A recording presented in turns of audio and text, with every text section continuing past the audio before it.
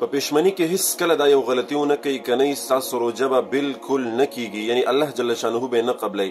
تاسو به روژه هم ونیسئ، تاسو به په ځان باندې تنده لوږه به هم برداشت کوئ. د پښمنۍ نه واخله تر ماښامه پورې به تاسو خوراک هم نه کوئ، یعنی ستاسو به روژه وي خو بیا به هم ستاسو روژه نه وي شوي، نه به قبلیږي.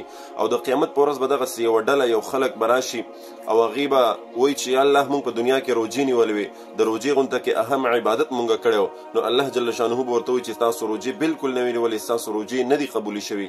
دوی به وایي یا الله موږ خو په ځان باندې سخته تېره کړې وه، تنده هم برداشت کړې وه، لوږه هم برداشت کړې وه، د سهار نه واله تر ماښامه پورې موږ خوراک نه و کړی، یا الله زموږ روژې څنګه نه دي قبولې شوي. تاسو پته شته دا به کوم خلک وي؟ دا به هغه خلک وي چې هغوی به په پښمنۍ کې دغه عظیم او غټه غلطي کوله. غلطي کومه ده؟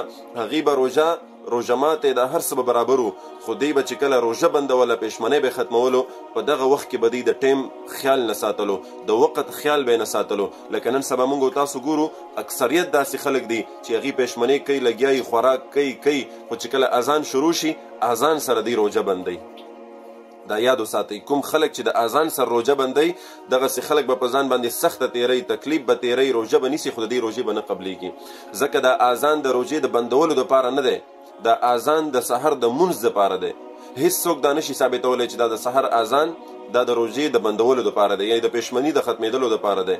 اکثر خلک ورته سحري وایي، پښمنۍ نه پیژني. دا اذان د سحر د مونځ دپاره دی، دا د سحري د بندولو دپاره نه دی. د سحري یعنی د پښمنۍ د بندولو دپاره خپل وخت علما کرام متعین کړی دی په نقشو کې، په هر ځای کې د هر ضلع د هر ځای دپاره خپل وختونه دي.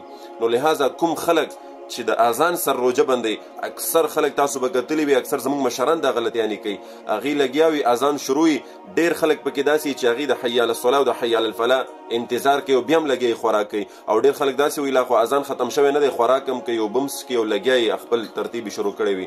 د دغسې خلکو روژه به بالکل نه قبلیږي، ځکه د روژې د ختمېدو دپاره او د سحر دغه چې کوم د صبح صادق دا وخت دی، یعنی د پښمنۍ دغه د ختمېدلو چې کوم وخت داخلیږي، د دې دپاره خپل وخت متعین دی. د سحر مونځ او د سحر اذان دا خو د پښمنۍ نه جدا دی. نو لہذا تاسو چې روژه بندوئ دا په اذان سره مه بندوئ. دې نه مخکې چې څومره غلطیانې کړي په هغې باندې استغفار او د هغې خپل ترتیب تاسو ځان ته برابر کړئ. لہذا اوس نه تاسو دا چې کومه روژه تقریبا نن دویمه درېیمه روژه ده، دې نه پس تاسو احتیاط او خیال دا کوئ چې کله تاسو روژه بندوئ نو تاسو به ټایم ته ګورئ، اذان ته به نه ګورئ چې ودرېږه اذان وشي نو زه به روژه بندوم. نه، د ټایم به تاسو خیال ساتئ، د نقشې مطابق به تاسو روژه بندوئ، بیا به ستاسو روژه. خپله انلاین قرآن او دیني علوم زده کول غواړئ او یا خپلو بچیانو کشرانو ته په خپل کور کې په خپله نګرانۍ کې انلاین د قرآن حفظ، ناظرات، تجوید، قاعده، مسنون دعاګانې، د اودس، د غسل مسائل، څومره چې دینی مسائل دي دا ور زده کول غواړئ نو هم نن زموږ په دې بیت العتیق انلاین قرآن اکیډمۍ کې اډمیشن وکړئ، داخله وکړئ. تاسو که د دنیا په هر ګوټ کې په هر ځای کې هم نن زموږ په دې اکیډمۍ کې داخله وکړئ، انشاءالله العظیم په احسنه طریقه سره، په بهتره طریقې سره به ستاسو کشرانو ته تاسو ته دیني زده کړې درکول کیږي.